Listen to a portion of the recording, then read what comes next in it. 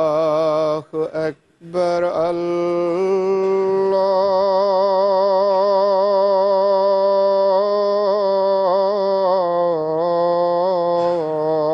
الله أكبر.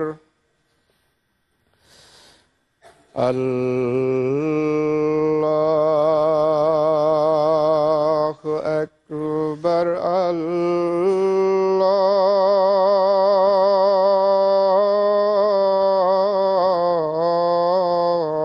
الله أكبر. أشهد أن لا إله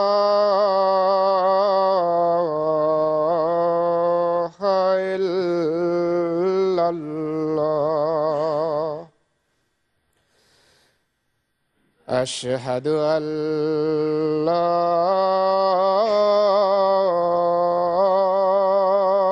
إله إلا الله. أشهد أن محمدًا رسول الله.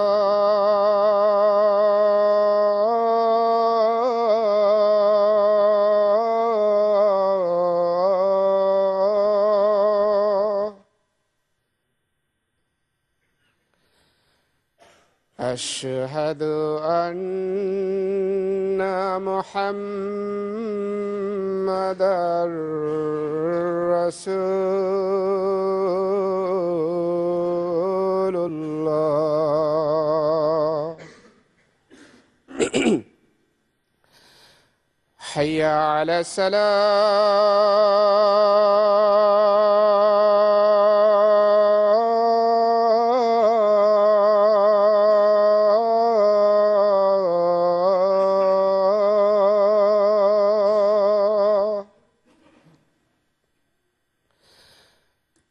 حي على الصلاة.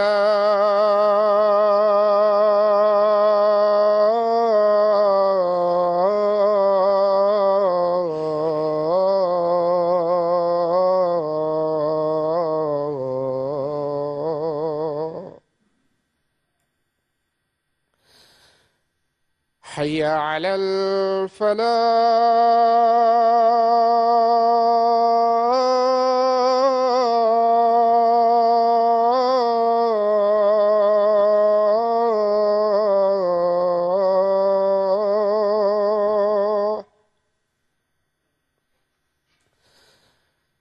حي على الفلاح.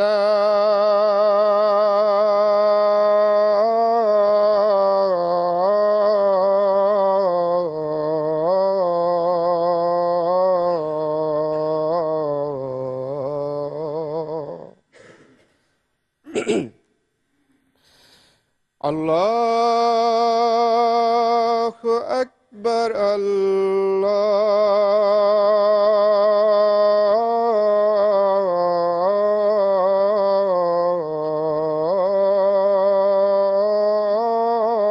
الله أكبر.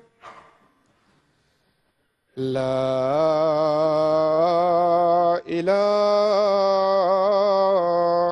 إلا الله.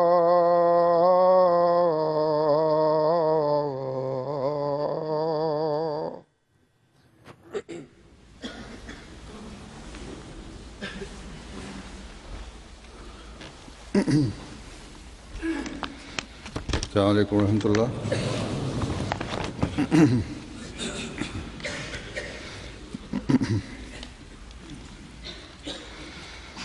أشهد أن لا إله إلا الله وحده لا شريك له وأشهد أن محمدًا عبده ورسوله. أما بعد فأعوذ بالله من الشيطان الرجيم. بسم الله الرحمن الرحيم الحمد لله رب العالمين الرحمن الرحيم مالك يوم الدين إياك نعبد وإياك نستعين اهدنا الصراط المستقيم صراط الذين أنعمت عليهم غير المغضوب عليهم ولا الضالين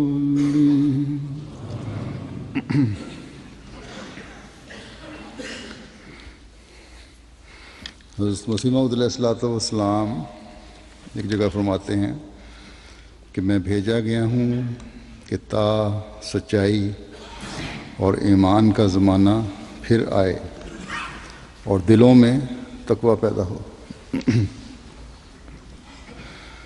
ایک احمدی جو حضرت مسیح موعود علیہ الصلوۃ والسلام کے سلسلہ بیعت میں داخل ہونے کا دعویٰ کرتا ہے، اس کے لیے ان الفاظ کو جو حضرت مسیح موعود علیہ الصلوۃ والسلام نے فرمائے ہیں ہر وقت سامنے رکھنا چاہیے، ان پر غور کرنا چاہیے، ان کے مطابق اپنی زندگیوں کو ڈھالنے کی کوشش کرنی ہے، اور تبھی جب یہ کر رہا ہوگا ایک احمدی تو اسے وہ بیعت کا حق ادا کرنے والا بناتا ہے۔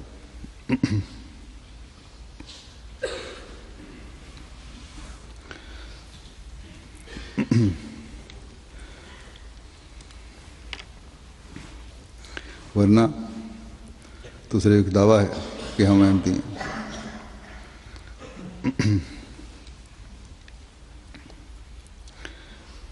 وہ سچائی اور ایمان جو حضرت مسیح موعود علیہ الصلوۃ والسلام لانا چاہتے ہیں، یا جس کے لیے اللہ تعالیٰ نے آپ کو مبعوث فرمایا ہے، جس سے دلوں میں تقویٰ پیدا ہوتا ہے، یہ کوئی نئی چیز نہیں ہے، جیسا کہ آپ کے اس فکر سے ظاہر ہے کہ سچائی اور ایمان کا زمانہ پھر آئے۔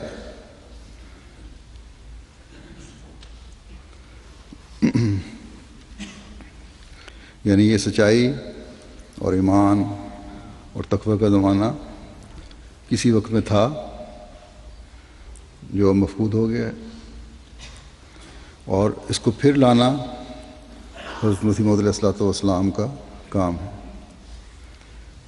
جیسا کہ ہم سب جانتے ہیں، یہ سچائی اور ایمان اور تقوی کے قیام کا زمانہ اپنی اعلیٰ ترین شان کے ساتھ اس وقت آیا تھا جب اللہ تعالیٰ نے ہمارے آقا و مولا حضرت محمد مصطفیٰ صلی اللہ علیہ وسلم کو دنیا میں بھیج کر شریعت کو کامل کرتے ہوئے الیوم اکملت لکم دینکم واتممت علیکم نعمتی ورضیت لکم الاسلام دینا، کہ آج میں نے تمہارے فائدے کے لیے تمہارا دین مکمل کر دیا اور تم پر اپنے احسان کو پورا کر دیا، اور تمہارے لیے دین کے طور پر اسلام کو پسند کیا ہے۔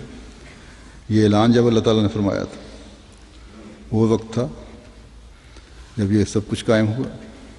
بس اس بات میں تو کسی احمدی کو ہلکا سا بھی شائبہ نہیں، نہ کبھی خیال ہے کہ حضرت مسیح موعود علیہ الصلوۃ والسلام کوئی نئی چیز لے کر آئے، اور نہ کوئی احمدی کبھی ایسا سوچ سکتا ہے۔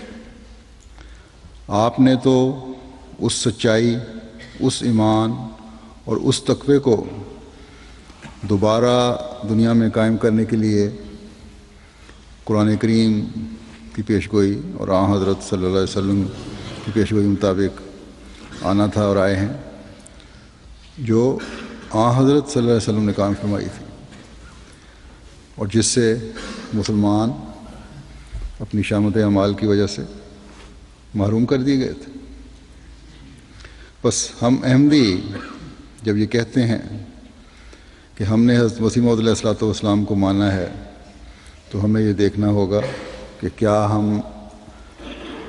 ہم نے وہ ایمان اپنے اندر پیدا کرنے کی کوشش کی ہے جس کی تعلیم قرآن کریم نے دی تھی اور جسے صحابہ نے اپنے اندر پیدا کیا؟ کیا ہم نے اس سچائی کو اپنے اندر پیدا کرنے کی کوشش کی یا کر رہے ہیں جسے آن حضرت صلی اللہ علیہ وسلم کے زمانے میں مومنین کی ایک کثیر تعداد نے اپنے اندر انقلاب لاتے ہوئے پیدا کیا؟ کیا ہم نے اپنے دلوں میں وہ تقوی پیدا کرنے کی کوشش کی جس کا ذکر ہم صحابہ رضوان اللہ علیہم کی سیرت میں سنتے اور پڑھتے ہیں؟ حضرت مسیح موعود علیہ السلام نے اپنے وقت میں اپنی زندگی میں تو اپنے صحابہ کی زندگی میں یہ انقلاب پیدا فرمایا تھا جس کا ذکر میں صحابہ حضرت مسیح موعود علیہ السلام کے واقعات جب بیان کرتا ہوں تو اس حوالے سے کرتا رہتا ہوں۔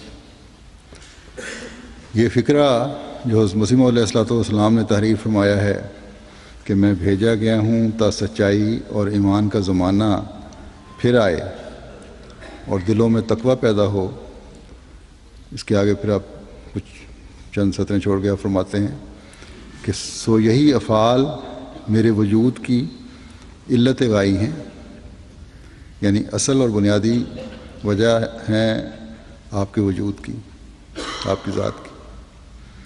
بس جب آپ اپنے ماننے والوں کو ایک جگہ یہ مخاطب کر کے فرماتے ہیں کہ میرے درخت وجود کی سرسبز شاخ ہو، تو یہ کام جن کا آپ نے ذکر فرمایا ہے، یہ کام کرنے والے ہی آپ کے وجود کی سرسبز شاخ بن سکتے ہیں، کیونکہ آپ نے اپنے وجود کا یہی بنیادی مقصد قرار دیا ہے۔ یہ تو نہیں ہو سکتا کہ ایک شیریں اور میٹھے پھلدار درخت کی کچھ شاخیں زہریلے پھل دینے لگ جائیں یا سوکھی شاخیں اس درخت کا حصہ رہیں۔ سوکھی شاخوں کو تو کبھی اس کا مالک جو ہے ان پر رہنے نہیں دیتا، بلکہ کاٹ کر علیحدہ کر دیتا ہے۔ بس بہت خوف کا مقام ہے۔ ہمیں ہر وقت یہ ذہن میں رکھنا چاہیے کہ یہ بیعت کے بعد کیا ذمہ داریاں ہیں ہماری۔ جو تو نئے بیعت کر کے شامل ہو رہے ہیں جماعت میں، ان کے واقعات اور حالات جب میں سنتا ہوں یا خطوں میں پڑھتا ہوں تو اپنے ایمان میں بھی اضافہ ہوتا ہے، لیکن بعض وہ جن کے باپ دادا احمدی تھے، ہم میں سے بہت سے ہیں ایسے، ان کی جب بعض دفعہ بعض حالات کا پتہ چلتا ہے کہ بعض کمزوریاں پیدا ہو رہی ہیں تو دکھ اور تکلیف ہوتی ہے کہ ان کو اس طرح حضرت مسیح موعود علیہ السلام کی خواہش کے مطابق اسلامی تعلیمات پر عمل کرنے کی طرف توجہ نہیں ہے جس طرح ہونی چاہیے۔ پیدائشی احمدی ہونا بعض دفعہ بعض لوگوں میں سستیاں پیدا کر دیتا ہے۔ بس ہم میں سے ہر ایک کو اپنے دلوں کو ٹٹولتے ہوئے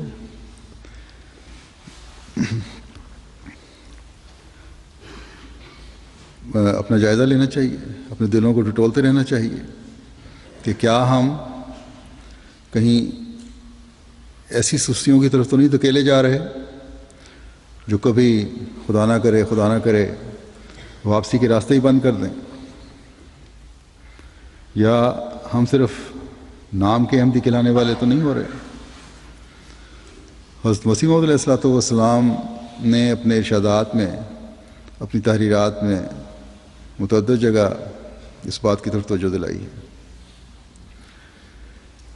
کہ احمدیت کی حقیقی روح تبھی قائم رہ سکتی ہے جب ہم اپنے جائزے لیتے رہیں اور ہمارے قول و فعل میں کوئی تضاد نہ ہو۔ آپ ہم میں اور دوسروں میں ایک واضح فرق دیکھنا چاہتے ہیں۔ ایک جگہ آپ فرماتے ہیں کہ میں بار بار اور کئی مرتبہ کہہ چکا ہوں کہ ظاہر نام میں تو ہماری جماعت اور دوسرے مسلمان دونوں مشترک ہیں۔ تم بھی مسلمان ہو، وہ بھی مسلمان کہلاتے ہیں۔ تم کلمہ گو ہو، وہ بھی کلمہ گو ہیں۔ تم بھی اتباع قرآن کا دعویٰ کرتے ہو، وہ بھی اتباع قرآن ہی کے مدعی ہیں۔ غرض دعووں میں تو تم اور وہ دونوں برابر ہیں، دونوں برابر ہو، مگر اللہ تعالیٰ صرف دعووں سے خوش نہیں ہوتا جب تک کوئی حقیقت ساتھ نہ ہو اور دعویٰ کے ثبوت میں کچھ عملی ثبوت اور تبدیلی حالت کی دلیل نہ ہو۔ اس واسطے اکثر اوقات فرماتے ہیں، فرمایا کہ دعویٰ کے ثبوت میں کچھ عملی تبدیلی ہو اور اس کی پھر دلیل ہو۔ یہ نظر بھی آ رہا ہو کہ دعویٰ میں عملی تبدیلی جو ہے وہ ایک واضح طور پر اظہار بھی اس کا ہو رہا ہے جو اس کی دلیل بن جائے۔ پھر فرمایا کہ اس واسطے اکثر اوقات مجھے اس غم سے سخت صدمہ پہنچتا ہے۔ بس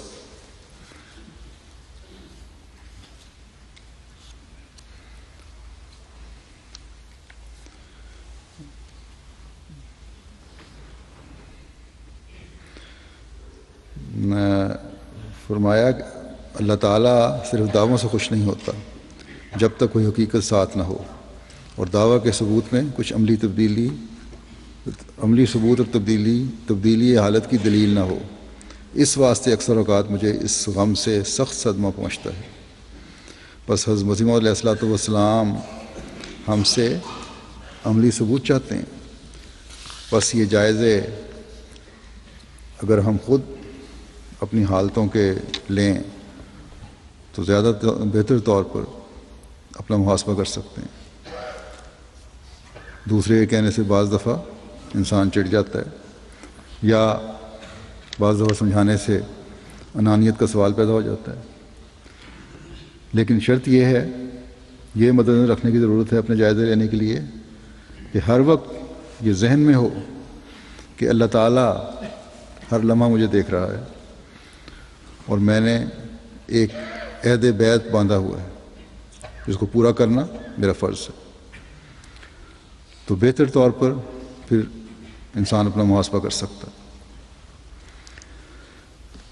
ایک احمدی چاہے وہ جتنا بھی کمزور ہو، پھر بھی اس کے اندر نیکی کی رمق ہوتی ہے، اور جب بھی احساس پیدا ہو جائے تو نیکی کے شگوفے پھوٹنے شروع ہو جاتے ہیں۔ بس ہر ایک کو اعمال کے پانی سے اس نیکی کو زندہ رکھنے کی ضرورت ہے، اس کو تر و تازہ کرنے کی ضرورت ہے۔ حضرت مسیح موعود علیہ السلام کے درد کو محسوس کرنے کی ضرورت ہے۔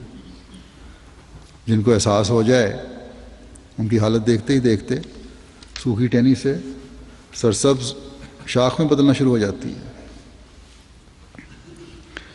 کئی مجھے خط لکھتے ہیں، خطوں میں درد ہوتا ہے کہ ہمارے اندر وہ پاک تبدیلی آ جائے جو حضرت مسیح موعود علیہ السلام ہم میں دیکھنا چاہتے ہیں۔ بس جو بھی اپنے احساس کو ابھارنے کی کوشش کرتا ہے، اللہ تعالیٰ سے مدد مانگتا ہے، تو پھر اللہ تعالیٰ جو ماں سے بھی بڑھ کر اپنے بندے کو پیار کرنے والا ہے، اپنی طرف آنے والے کو دوڑ کر گلے سے لگاتا ہے، تو پھر ایسے لوگوں کی کایا بھی پلٹ جاتی ہے۔ بس اللہ تعالیٰ نے ایک سنہری موقع ہمیں اپنی دنیا و عاقبت سنوارنے کا عطا فرمایا ہے۔ اس سے ہم اگر صحیح طور پر فائدہ نہیں اٹھائیں گے تو یہ ہماری بد نصیبی ہوگی۔ حضرت مسیح موعود علیہ السلام نے اپنے صدمے اور درد کا جو اظہار فرمایا ہے وہ اس وقت فرما رہے ہیں جب کہ آپ سے براہ راست فیض پانے والے آپ کے صحابہ موجود تھے، جن کے معیار کے نمونے جب ہم سنتے اور پڑھتے ہیں تو رشک آتا ہے کہ کیا کیا انقلاب ان لوگوں نے اپنے اندر پیدا کیے۔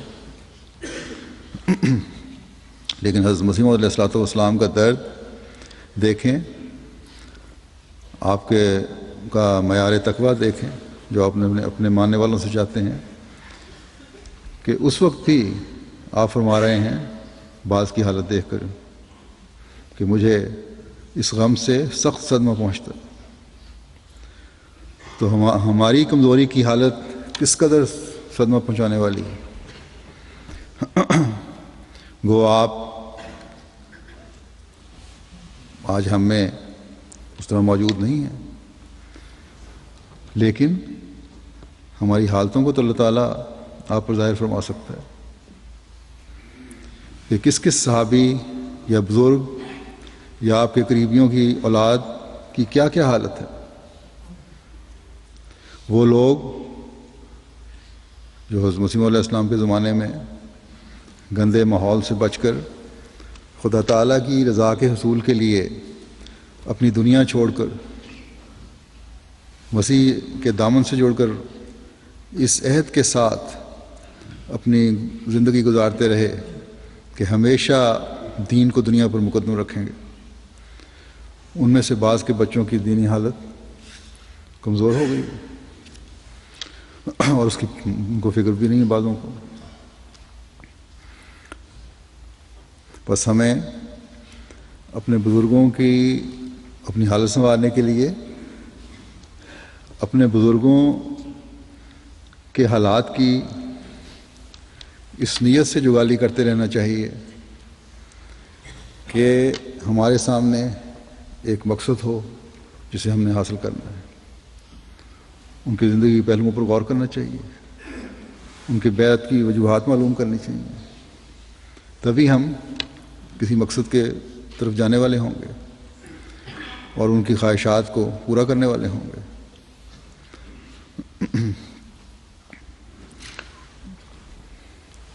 اب چند دن ہوئے ہمارے ایک پرانے بزرگ تھے جو عبد المغنی خان صاحب، ان کے بیٹے ان کے بارے میں بتا رہے تھے مجھے کہ انہوں نے علی گڑھ یونیورسٹی سے کیمسٹری کے ساتھ BSc کی، اور اس زمانے میں عام طور پہ سائنس کم لڑکے مسلمان پڑھتے تھے۔ تو وائس چانسلر نے کہا کہ تم نے یہ مضمون بھی اچھا ہے اور اعلیٰ کامیابی بھی حاصل کی ہے، تو ہم تمہیں یونیورسٹی میں جاب دیتے ہیں جو پھر آگے پڑھائی بھی جاری رکھنا۔ ان کے والد صاحب نے کسی انگریز دوست کو بھی سفارش کی ہوئی تھی، اس زمانے میں انگریزوں کی حکومت تھی ہندوستان پر، اس نے بھی انہیں کسی اچھے جاب کی آفر کی۔ پھر ان کو یہ مشورہ بھی ملا کہ ہوشیار ہیں، انڈین سول سروس میں کا امتحان دے کر اس میں شامل ہو جائیں۔ تو خان صاحب ان دنوں قادیان آئے ہوئے تھے، خلیفہ مسیح ثانی کا زمانہ تھا۔ ان کو آپ نے تمام باتیں پیش کیں اور ساتھ ہی عرض کی کہ حضور میں تو دنیا داری میں پڑھنا نہیں چاہتا، میں تو قادیان میں رہ کر اگر قادیان کی گلیوں میں مجھے جھاڑو پھیرنے کا کام بھی مل جائے تو اسے ان اعلیٰ نوکریوں کے مقابلے پر ترجیح دوں گا۔ تو ایسے ایسے بزرگ بھی تھے جو آگے صحابہ سے جنہوں نے فیض پایا، پھر آپ کو اس کے بعد اسکول میں سائنس ٹیچر لگایا گیا، پھر آپ ناظر بیت المال مقرر ہوئے، غالباً پہلے ناظر بیت المال تھے۔ تو بہرحال پرانے بزرگ اور خاص طور پر حضرت مسیح موعود علیہ الصلوۃ والسلام کے صحابہ نیکیوں میں سبقت لے جانے والے تھے، لیکن چند ایک کی کمزور حالت بھی حضرت مسیح موعود علیہ الصلوۃ والسلام کی اسلام دیکھتے ہیں تو فرماتے ہیں کہ ہمیں دلی صدمہ پہنچتا ہے۔ بس ہمیں اپنی حالتوں کی طرف دیکھنے کی بہت زیادہ ضرورت ہے۔ اگر ہم دیکھیں کہ ہم کس کی اولادیں ہیں، ہمارے بزرگوں نے احمدیت قبول کرنے کے بعد کیا پاک تبدیلیاں پیدا کی ہیں اپنے اندر، تو اس بات پر اگر ہم غور کریں اور یہ عہد کریں کہ ہم نے اپنے بزرگوں کے نام کو بٹا نہیں لگنے دینا، تو یہ خود اصلاحی کا جو طریق ہے یہ زیادہ آسن رنگ میں ہمارے تقویٰ کے معیار بلند کرے گا، ہمیں نیکیوں کے بجا لانے کی طرف راغب کرے گا۔ اور زندہ قوموں کی یہی نشانی ہوتی ہے کہ ان کے پرانے بھی اپنی قدروں کو مرنے نہیں دیتے اور خوب سے خوب تر کی تلاش کرتے ہیں، اپنے معیار بلند کرتے چلے جاتے ہیں، اور نئے آنے والے بھی ایک نئی روح کے ساتھ جماعت میں شامل ہوتے ہیں، اور جب وہ پرانوں کے اعلیٰ معیار دیکھتے ہیں تو مزید مسابقت کی روح پیدا ہوتی، اور یوں نیکیوں کے معیار قومی سطح پر بڑھتے چلے جاتے ہیں۔ بس جب ہم یہ دعویٰ کرتے ہیں کہ ہم نے حضرت مسیح موعود علیہ الصلوۃ والسلام کو مان کر اپنی حالتوں کو بھی بدلنا ہے اور دنیا میں بھی ایک انقلاب پیدا کرنا ہے، تو اس کے لیے مستقل جائزے لینے ہوں گے، صرف اپنے جائزے نہیں لینے ہوں گے، اپنے بیوی بچوں کے بھی جائزے لینے ہوں گے۔ حضرت مسیح موعود علیہ الصلوۃ والسلام نے لکھا ہے کہ بیوی اپنے خامند کی حالت کی اور حالت اور اس کے قول و فعل کی سب سے زیادہ رازدار ہوتی ہے۔ اگر مرد صحیح ہوگا تو عورت بھی صحیح ہوگی، ورنہ اسے آئینہ دکھائے گی کہ میری کیا اصلاح کرنے کی کوشش کر رہے ہو، پہلے اپنی حالت کو تو بدلو۔ بس عورتوں کی اصلاح کے لیے ضروری ہے کہ مردوں کی اپنی حالتوں میں بھی پاک تبدیلیاں پیدا ہوں۔ ہمیشہ ہمیں یاد رکھنا چاہیے کہ عورتوں کی اصلاح ہو جائے تو اگلی نسلوں کی اصلاح کی بھی ضمانت مل جاتی ہے۔ بس اگلی نسلوں میں پاک تبدیلیاں پیدا کرنے کے لیے، انہیں دین پر قائم رکھنے کے لیے مردوں کو اپنی حالت کی طرف سب سے زیادہ توجہ دینے کی ضرورت ہے۔ پھر یہ عورت اور مرد کے نمونے جو ہیں، ماں باپ کے نمونے جو ہیں، خاوند بیوی کے نمونے جو ہیں، یہ بچوں کو بھی اس طرف متوجہ رکھیں گے کہ ہمارا اصل مقصد دنیا میں ڈوبنا نہیں ہے، بلکہ خدا تعالیٰ کی رضا کو حاصل کرنا ہے۔ یہاں ایک بات کی وضاحت بھی کر دوں، کسی کو خیال نہ آئے کہ نعوذ باللہ صحابہ حضرت مسیح موعود علیہ السلام میں بہت کمزوریاں تھیں، اس وجہ سے حضرت مسیح موعود علیہ الصلوۃ والسلام کو یہ کہنا پڑا، یا ان کی کچھ تعداد بھی تھی، جیسا کہ میں پہلے بھی کہا ہے، چند ایک کی شاید ایسے ہوں جو حضرت مسیح موعود علیہ السلام کے معیار پر پورا نہ اترتے ہوں، لیکن آپ چند ایک میں بھی کمزوری نہیں دیکھنا چاہتے تھے۔ اسی مجلس میں جہاں آپ نے اپنے صدمے کا ذکر فرمایا ہے بعض لوگوں کو دیکھ کے، آپ نے یہ بھی فرمایا ہے کہ ہم دیکھتے ہیں کہ اس جماعت نے اخلاص و محبت میں بڑی نمایاں ترقی کی ہے۔ بعض اوقات جماعت کا اخلاص، محبت اور جوش ایمان دیکھ کر خود ہمیں تعجب اور حیرت ہوتی ہے۔ بس یہ جوش ایمان دکھانے والے بھی بہت تھے، بلکہ اکثریت میں تھے، بلکہ ہمیں تو یہ کہنا چاہیے کہ سارے کے سارے تھے، ہمارے مقابلے میں تو. لیکن نبی اپنی جماعت کے اعلیٰ معیار دیکھنا چاہتا ہے، اور ہم جس دور سے گزر رہے ہیں، یہ جو ہمارا دور ہے، ابھی بہت سی پیش گوئیاں اللہ تعالیٰ کی پوری ہونی ہیں. بس مسیح علیہ السلام کا ہی دور ہے یہ. آپ سے جو اللہ تعالیٰ نے وعدے فرمائے تھے بہت سے بھی پورے ہونے والے ہیں. بس اگر ہم چاہتے ہیں کہ ان وعدوں کو جلد از جلد اپنی زندگیوں میں پورا ہوتا دیکھیں تو ہمیں اپنے صدق و ایمان اور تقویٰ کے معیار پر نظر رکھنی ہوگی. جب ہم اللہ تعالیٰ سے یہ خواہش رکھتے ہیں کہ وہ ہمیں جماعتی ترقی دکھائے تو ہمیں اس کی رضا کے حصول کے لیے بھی کوشش کرنی ہوگی. یہ بھی بتا دوں کہ اس زمانے میں بھی اللہ تعالیٰ کے فضل سے اخلاص و وفا میں بڑے ہوئے بہت سے لوگ ہیں، اور اگلی نسلوں میں بھی یہ روح پھونک رہے ہیں. میں نے ایک دفعہ پاکستان کے احمدیوں کے لیے اس فکر کا اظہار کیا تھا کہ لاہور کے واقعے کے بعد خدام یا شاید صف دوم کے انصار بھی جو جماعتی عمارتوں اور مساجد میں ڈیوٹی دیتے ہیں، ان میں سے بعض کے متعلق یہ اطلاع ہے کہ ایک لمبا عرصہ ڈیوٹی دینے کی وجہ سے ان کی طرف سے تھکاوٹ کا احساس ہوتا ہے یا عدم دلچسپی کا اظہار ہوتا ہے. اس لیے اس طرف توجہ کی ضرورت ہے، یا نظام کو کچھ اور طریقے سے اس بارے میں سوچنے کی ضرورت ہے. تو صدر خدام احمدیہ پاکستان نے یہ بات جب اپنے خدام تک پہنچائی تو مجھے خدام کی طرف سے، پاکستان خدام کی طرف سے اخلاص و وفا سے بھرے ہوئے کئی خطوط آئے کہ ہم اپنے عہد کی نئے سرے سے تجدید کرتے ہیں.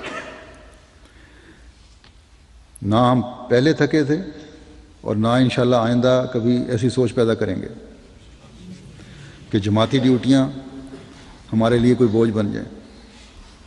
آپ بے فکر رہیں. تو اسی طرح عورتوں کے خطوط آئے کہ ہمارے بھائی یا خامن یا بیٹے اپنے کاموں سے آتے ہیں تو فوراً جماعتی ڈیوٹیوں پر چلے جاتے ہیں، اور ہم بخوشی انہیں رخصت کرتی ہیں، اور ہمیں اللہ تعالیٰ کے فضل سے اکیلے رہ کر بھی کسی قسم کا خوف نہیں. بس یہ اخلاص و وفا، جیسا کہ حضرت مسیح موعود علیہ الصلوۃ والسلام نے فرمایا ہے، جوش ایمان کی وجہ سے. اس بارے میں یہ بھی یاد رکھیں کہ ان فرائض اور ڈیوٹیوں کے دوران اپنے خدا کو کبھی نہ بھولیں. نمازیں وقت پر ادا ہوں، اور ڈیوٹی کے دوران ذکر الہی اور دعاؤں سے اپنی زبانوں کو تر رکھیں. ہماری سب سے بڑی طاقت خدا تعالیٰ کی ذات ہے.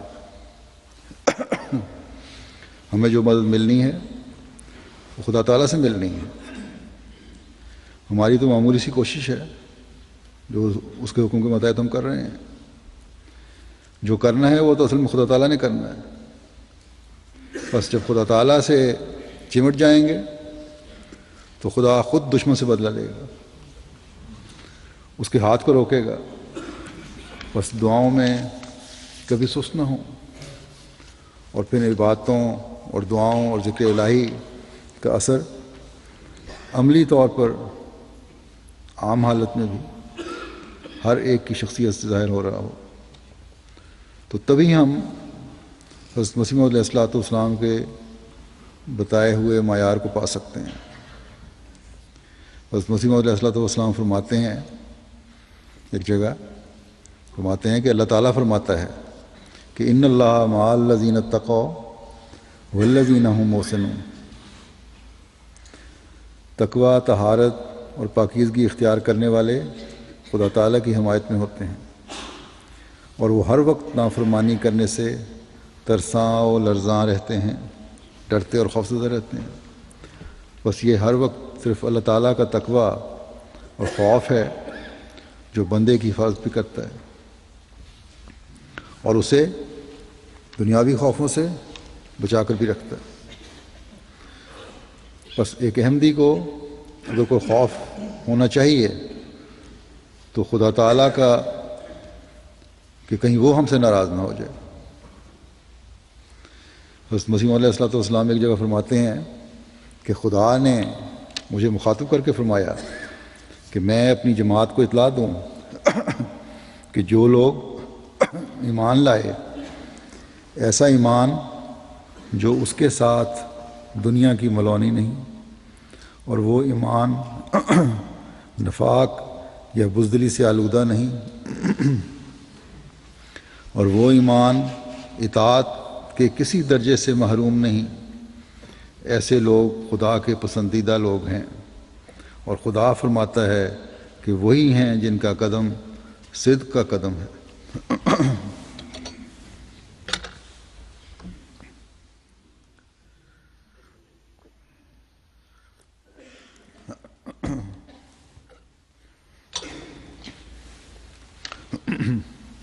بس یہ ہے ایمان کا معیار جسے حضرت مسیح علیہ الصلوۃ والسلام ہمیں دیکھنا چاہتے ہیں۔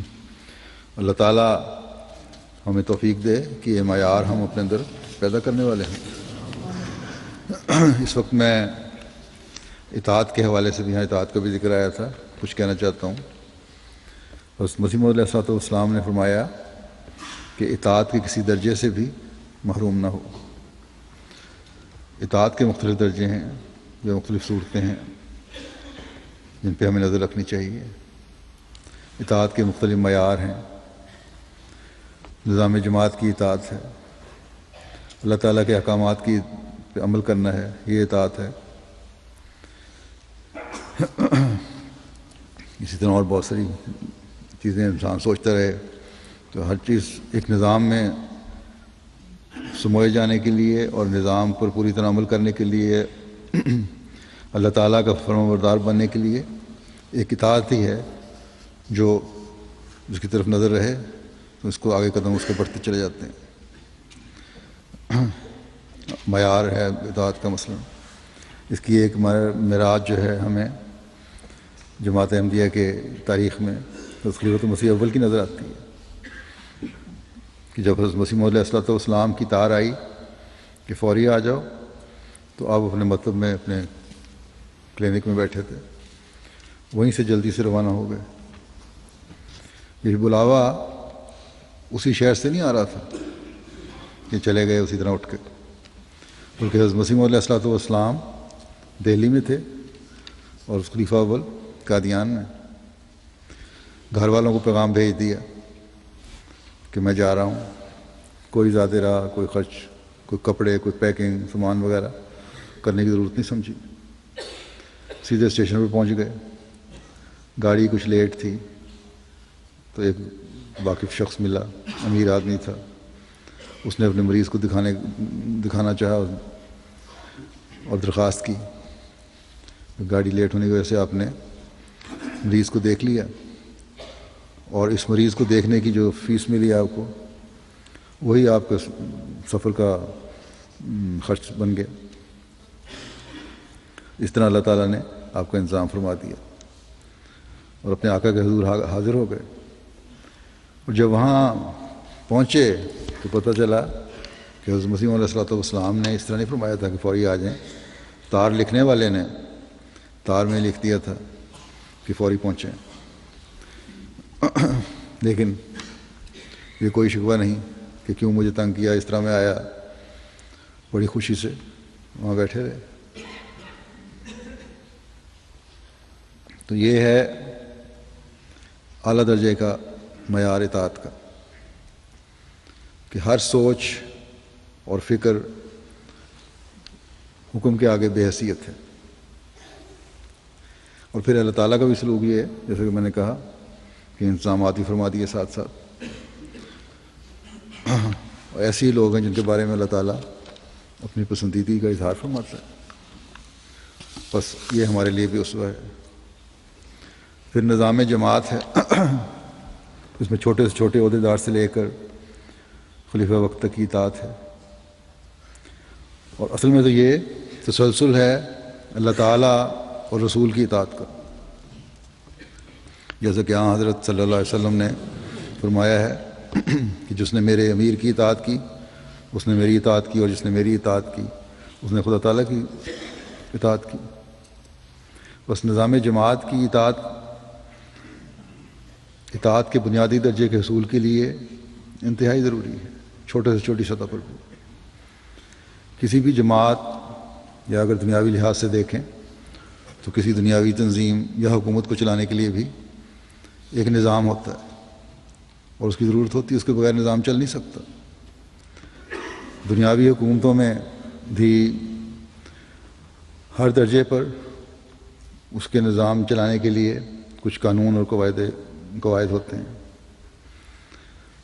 اور ان کی پابندی کرنا ضروری ہوتی ہے، اور حکومتوں کے پاس کیونکہ طاقت ہوتی ہے اس لیے وہ اپنے نظام کی پابندی اپنی اس طاقت اور ان قوانین کے تحت کرواتی ہیں جو انہوں نے وضع کیے ہوتے ہیں۔ لیکن ایک روحانی نظام میں اخلاص و وفا اور اللہ تعالیٰ کی رضا اطاعت کی بنیاد ہے۔ اس لیے یہاں حضرت مسیح موعود علیہ الصلوۃ والسلام کو اللہ تعالیٰ نے فرمایا کہ ہر درجے پر اطاعت کرنے والے میرے پسندیدہ ہیں۔ بس نظام جماعت کے چھوٹے سے چھوٹے درجے سے لے کر اوپر تک جو نظام کی اطاعت کرتے ہیں وہ خدا تعالیٰ کی رضا کے حصول کے لیے کرتے ہیں۔ اللہ تعالیٰ نے جماعت احمدیہ سے جو خلافت کا وعدہ فرمایا ہے اور قرآن کریم میں مومنین کی جماعت سے جس خلافت کے جاری رہنے کا وعدہ فرمایا ہے اس کی واحد مثال اس وقت جماعت احمدیہ میں ہے۔ لیکن اس آیت سے پہلے جو آیت استخلاف کہلاتی ہے اس میں اللہ تعالیٰ نے وعدہ فرمایا ہے خلافت کا۔ اس آیت سے پہلی آیتوں میں اللہ تعالیٰ ایک جگہ یہ بھی فرماتا ہے کہ اقسموا باللہ جہد ایمانہم لئن امرتہم لا یخرجن قل لا تقسموا طاعۃ معروفہ ان اللہ خبیر بما تعملون۔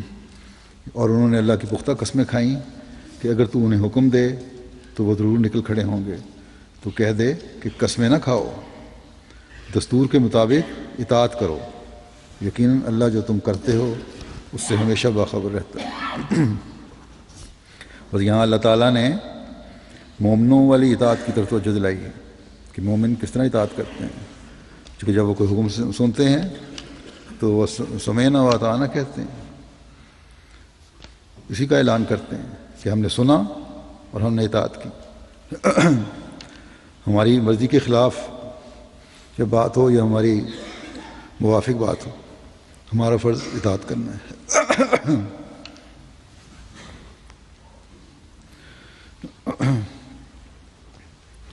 یہ ہے اعلیٰ درجے کا معیار جو ایک مومنوں کا ہونا چاہیے، اور یہ اللہ تعالیٰ نے فرمایا ہے اگر تم مومن ہو تو بڑی بڑی قسمیں کھانے کی ضرورت نہیں ہے، صرف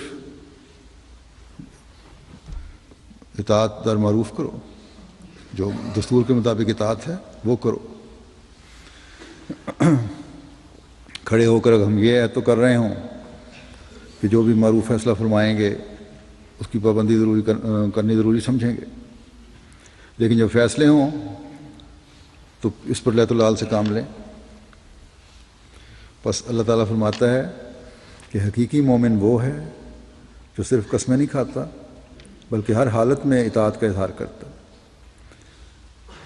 یہاں ایک بات کی وضاحت کر دوں، پہلے بھی بتا چکا ہوں کہ یہاں طاعت در معروف ہے اور معروف فیصلے کی باتیں کی جاتی ہیں، تو خلافت احمدیہ کی طرف سے کبھی خلاف احکام الہی کوئی بات نہیں کی جاتی، اور معروف فیصلے کا مطلب یہی ہے کہ شریعت کے مطابق جو بھی باتیں ہوں گی اس کی پابندی کی جائے گی۔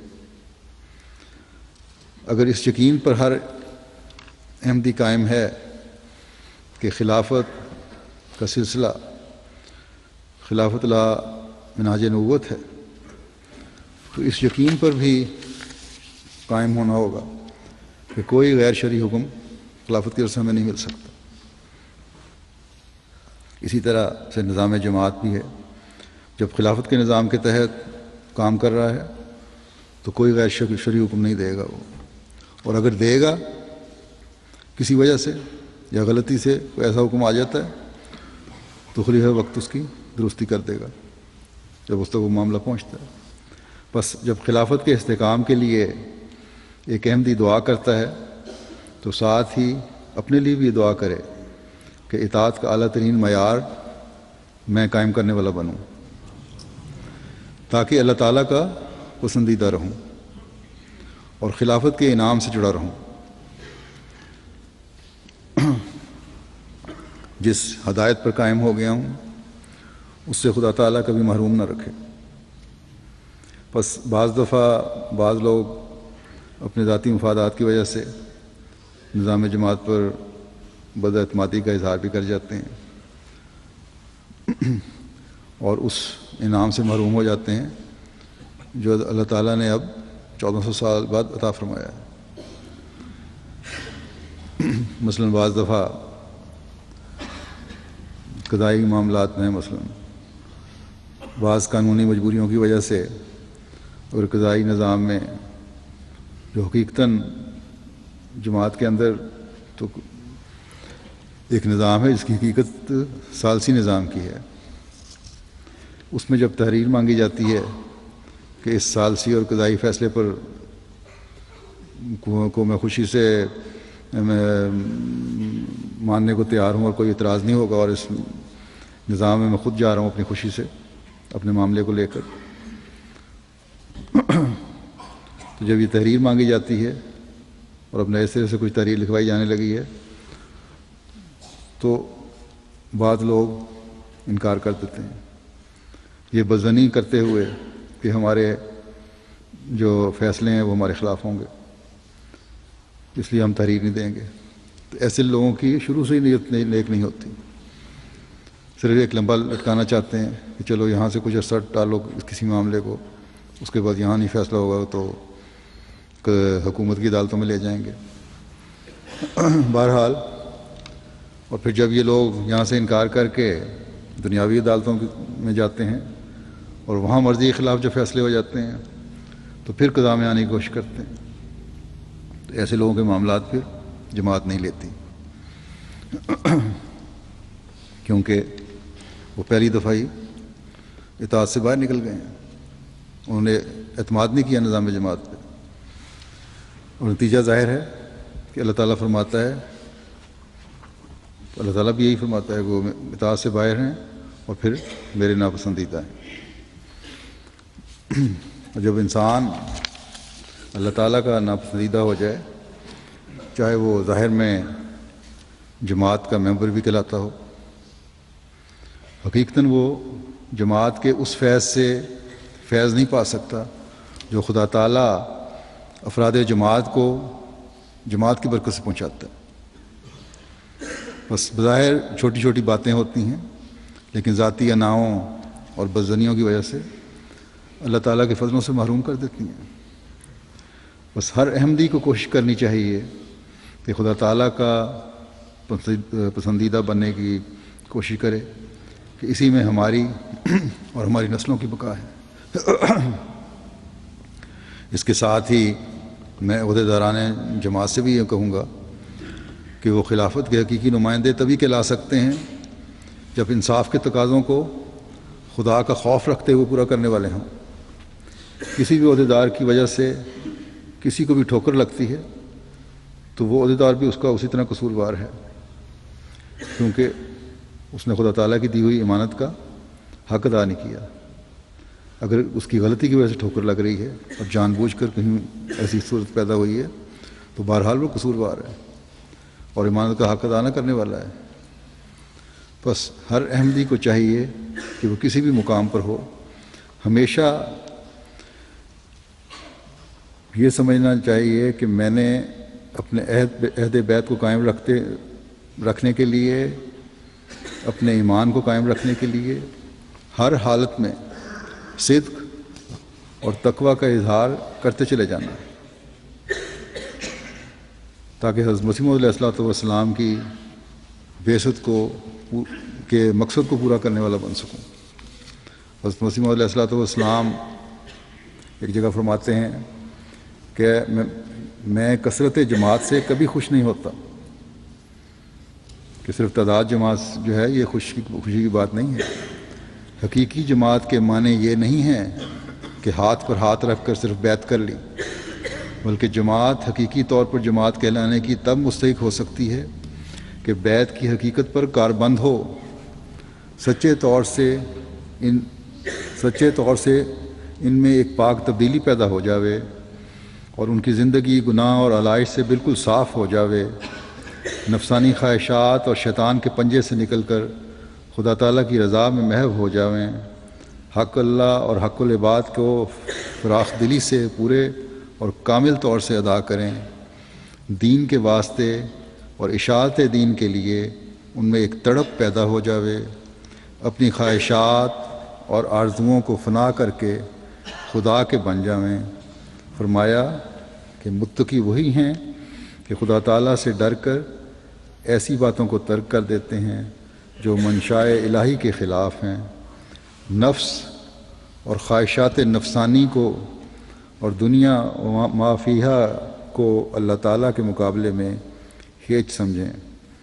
اللہ تعالیٰ ہم سب کو حضرت مسیح موعود علیہ الصلوۃ والسلام کی خواہشات کے مطابق اپنی زندگیاں گزارنے کی توفیق عطا فرمائے۔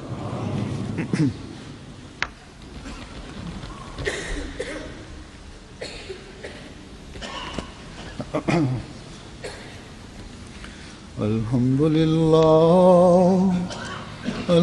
للہ نحمده ونستعینه ونستغفره ونؤمن به ونتوکل علیہ ونعوذ باللہ من شرور انفسنا ومن سیئات اعمالنا، من يهده الله فلا مضل له ومن يضلل فلا هادي له، ونشهد أن لا إله إلا الله ونشهد أن محمدا عبده ورسوله۔ عباد اللہ رحمکم اللہ، ان اللہ یأمر بالعدل والإحسان وإیتاء ذی القربى